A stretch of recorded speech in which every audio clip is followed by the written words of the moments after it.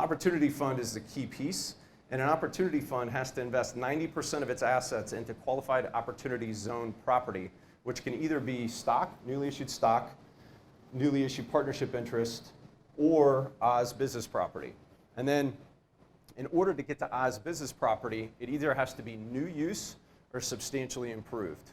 And so this is substantial improvement requires a 1-for-1 basis increase of the property. And I'll give a little bit of an example about how that works for a land with an existing building, about how they factor in what you actually have to improve basis-wise. This is kind of the flow chart where the money goes. Wow, that guy moves really slow.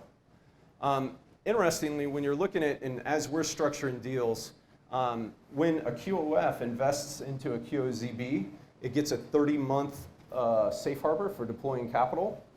And the second round of regs went and came out and gave us some additional kind of guidance on that allows for us to have tranches of that 30 months. So if we have, let's say we're doing a $10 million fund, and we have $2 million that comes in from one investor, and then like 9 months later you have another $2 million. Well, your 30-month safe harbor re-triggers with each tranche that you have come in according to your business plan. So that was one of the bones that they threw us on the second round of regs. And then over the course of the life of this 30 months, you've got to deploy it into, and you can over the course of, and now with these tranches, you can deploy that over the course of the 30 months. So one of the questions that we had was about original use, and that was particularly for business assets. It was like, all right, so how do we determine, right, is it original use? Does that mean it has to be new? And once again, the second round of regs came out to let us know that original use means that it's not been depreciated or eligible for depreciation and another taxpayer's taken it inside of an opportunity zone. So if you got old property, like used property outside of a zone, and you bring it in, that's original use, which was huge for us too. All right, so how does it apply to the purchase of a land and building? So basically what they were concerned about is like, how do you get new use out of land, right? So how do you bifurcate the land with the building? And what they said is that you only have to double the basis of the actual building itself. So if you've got land with a building on it, they're going to have to, you got to take whatever the value of that building is, and arguably you could use tax value, you could use appraised value, but you got to double the basis, you got to double the value of that building right there. So real fast numbers is if the building's worth $250 on a $1 million purchase price, then you've got to put another $250 into it. As I kind of walked around, it doesn't seem like there's probably going to be a whole lot of that's happening. It seems like it's probably going to be greenfields that would be happening for you guys. And the good news about that is that they did confirm that if it is raw land, there's actually not a substantial use improvement requirement but you do have to hold it in a trade or business, so you can't land bank. But if they're using it for any kind of business, you're good on raw land. And so on raw land, if you put $1 into it, you've qualified. So that was huge too, because otherwise, you're looking at having to double up your purchase price on raw land. So second round of regs were very good. I don't know why this isn't going. All right, so just kind of a summary of what happened during those. So one of the other things that it helped, and it helped fund managers, is that it gave us flexibility with the timing of the deployment of capital. So that 90% asset test applies twice a year. So it's 6 months after the start and then at the end of the year. And you can imagine that if you had $1 million come in like right before, like June 29th, what do we do? And what this does is it makes it so that that is excluded from that asset test.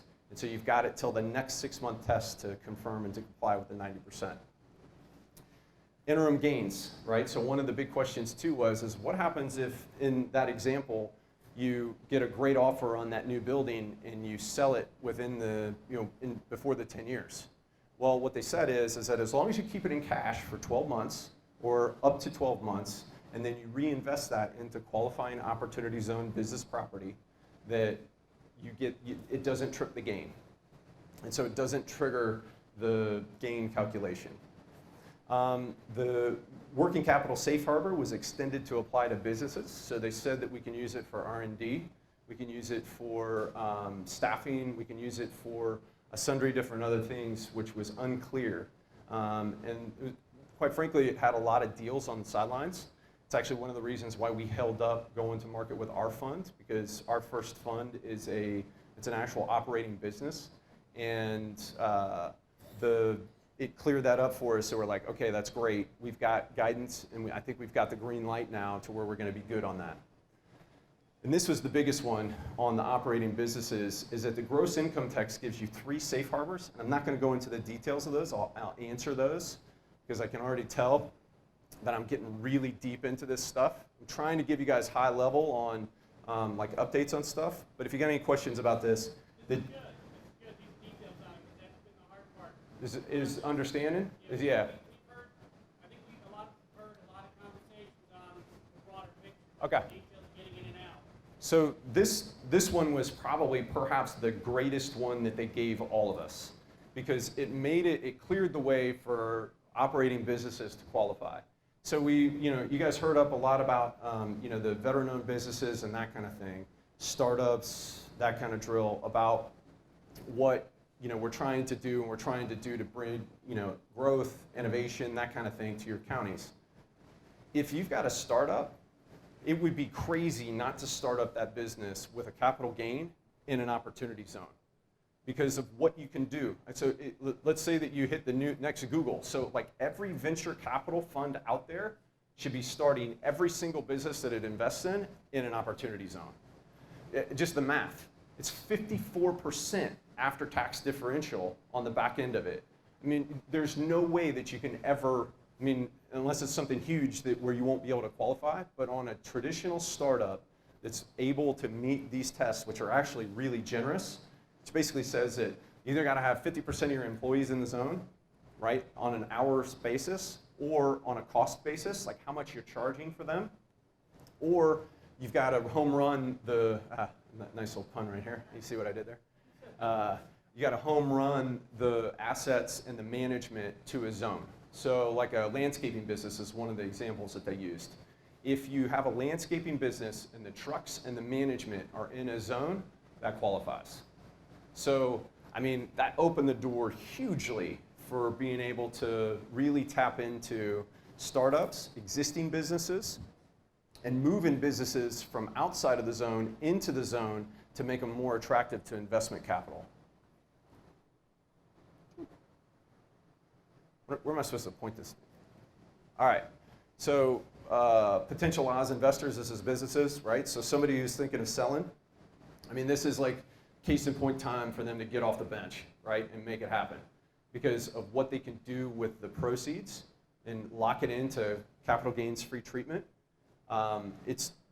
We're working through these numbers with numerous people. So I got a client that they are so interested in this program, and they understand the math, that they took their stock portfolio, they evaluated the gain in the stock portfolio, they got a loan against their stock portfolio, sold all of the appreciated stocks on today, bought them all the same ones back the next day in order to generate the gain to make the investment, because of the back end tax-free on the growth of their new investment. It is perhaps the greatest generational wealth creation vehicle that Congress has ever initiated. Namely because you got between 10 years and 2047 to build value inside of that business and then exit it without paying any capital gains, without paying any taxes on it at all. So any business that can be moved to an Oz or started in Oz, like I said, on the startup basis, and any buyer that could move a business to an Oz. So I work with the guys at Viking, and we sell businesses. That's what they do. And what I do for them is I help them with, because most business owners who are selling are probably going to end up buying something else. And so we walk them through what they can do from a tax standpoint, selling this business and then reinvest it in other ones and moving them into these zones. So it's a huge play for, in being able to create. So we'll get into this about some of the things that you guys could do to facilitate this in your counties, but being able to facilitate that would be huge. So you guys have seen the map. I did not know that you had assembled that, and I'd love to get that data and that information because I got people looking for it all the time. Okay, so one of the things that Sherrod wanted me to talk about as a fund manager was how do you access capital? Like, so what's the capital stack look like, and what's that roadmap look like about where's the money, right? Because that's what it's all about. It's all about money. We got to get the money in, and we got to get it deployed. And so probably the best is direct placement. So like a business owner that's selling and reinvesting, something like that, or a high net worth individual that's comfortable with your area, that's the slam dunk. Professionals, accountants, lawyers, business brokers, those kind of guys that can identify where the capital gains is. Family offices, registered investment advisors, because those guys get paid to advise their clients. The broker-dealer network could be theoretically a great distribution channel for getting this stuff out there and getting access to money. The problem is that I don't know that we have enough time to educate them. It's a really long and expensive process to educate broker-dealers about kind of alternative investment strategies, and it took them forever to get ticks. And so I don't know that we've got enough time unless they re-up this, which I think is definitely, I think that's in the works. Lots of people talking about that already. And then aggregator networks. Is everybody familiar with Economic Innovation Group, EIG?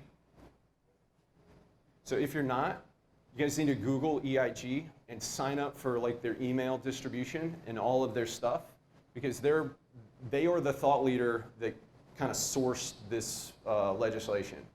And so they're the ones that got their finger on the pulse with stuff coming out. Novogradac is another one that's an accounting firm that's doing it as well. All right, so what gets a deal in the hunt? Eliminate or minimize entitlement risk as much as you can, right? So, Sherrod kind of mentioned this. You got an investor, they need a good deal, and they just need it to happen to be in an opportunity zone. They also need to make sure that they're not at risk for the entitlement stuff. So they need a viable pro forma with realistic returns, right, that account for Oz returns and the tax functions. They need a business plan that complies with the Oz working capital requirements of deploying that capital over 30 months. They need to comply with the 50% tests, like where their business is going to be structured, how it's going to operate. And most importantly, they need a resume of management. That's the biggest and probably single-handedly the most important piece. Like when I'm looking at a deal that's what I'm looking for, because I'm invested in people. And people are going to make the deal either break or work. And so that's probably the biggest. And then they really need to have, if they don't have a fund manager or access to a fund manager that they can kind of bring to the table, they need professionals with Oz or capital markets experience. And so part of the challenge with the legislation is that it allowed people to self-certify. And so you've got a lot of developers that are now want to be fund managers, and they're like, oh, I'm just going to start a fund. Well, there's a lot that goes into a fund and placing money into a fund and then managing investor expectations and distributions and how you get them information and all that kind of stuff that shouldn't be discounted. But perhaps the single-handedly most difficult piece is having access to the capital markets. And as a new fund sponsor, it is really difficult to get traction and reputation within the people that have the money to invest. It's really tough. And you really need somebody that knows their way around it. And if you don't have that, you got to have professionals that do. So lawyers, accountants, that kind of thing, that can kind of put their stamp of approval on your PPM and on your offering docs for getting it done.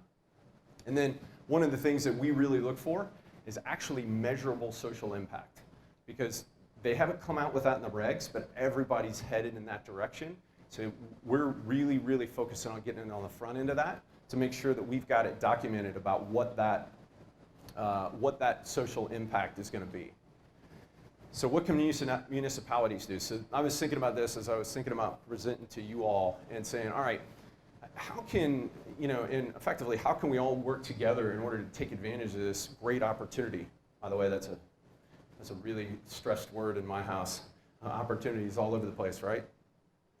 synergistic innovation hubs. So if there's a way that you could either partner with a developer, or if you've got this already kind of in the works, where you can create flex space and like almost kind of like, I don't like to use the word WeWork, that's like a dirty word in Charlotte, but that kind of concept, like shared space, particularly in the flex space arena, where you've got office space, but then you also have industrial, that's huge because it allows for companies that are evaluating buying a business and moving it in to have, you know, ready places where they can do this and where they can move the businesses to. So pool all the available resources. So I mean, this is one of the things that I was thinking about, but you guys have done an excellent job of doing this. So as I was walking around, you guys are identifying all of the things that really jump out and grab somebody's attention. There's a book called, it's about Israel. It was a startup, and like as it being a startup nation. And one of the huge differentiators between Israel and like Dubai that tried to create a similar like innovation hub, they put all this money into placemaking and into infrastructure and that kind of thing. What they found, the fundamental difference was shared military service and this kind of startup mentality of having to like make do. And I think that that's one of the really powerful things. As I was going around the tables and I was talking to you guys, that's one of the really powerful salient points that these counties down here have, is that you guys have an unbelievable military force. And these guys make a habit of making do with what they have and then coming out and starting up companies. So why not be that area, right, where, hey, we are the military startup hub, where we've got access to all these guys, and not only are we're allowing people to participate in the equity upside of these guys that are coming out and taking advantage of these different opportunities that are down here. We talked about kind of that flex space incubator / accelerator. 3 minutes, and I'm wrapping it up.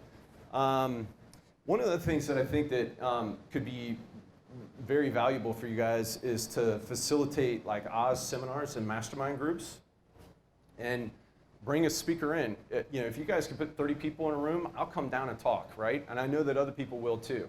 And it's part of the education about this is that there's lots of stuff and there's lots of ways that you can take advantage of it, but part of the issue is you got to get talking about it. And I think that there's a tendency for people to try and hoard, and once you start talking about it and you start getting it out there, that it starts that, you know, that kind of that giving mentality, right? Let's open hand, let's help each other out, let's figure this thing out because there's plenty of it to go around. Let's team up and let's figure out how to take advantage of it. Grant money. I'm pretty sure that there's some federal grant money that's available for municipalities as well. And then when you have a W, when you have an event, when you have anything else like that, shout about it, man. Get it out there on the socials. Nashville is probably hands down the best innovator and the best city that I've seen that's doing this. You know, you Google Opportunity Zone maps, or you Google like the best opportunity zone, and it's popping up pictures of people from Nashville. I don't know why, I don't know how, but they've done an excellent job of teaming up with the entrepreneurial organization in Nashville to really kind of put together accelerator programs and different access to resources for folks that are starting startups. Timeline, we talked about that timeline. And then, so just real brief on what we do.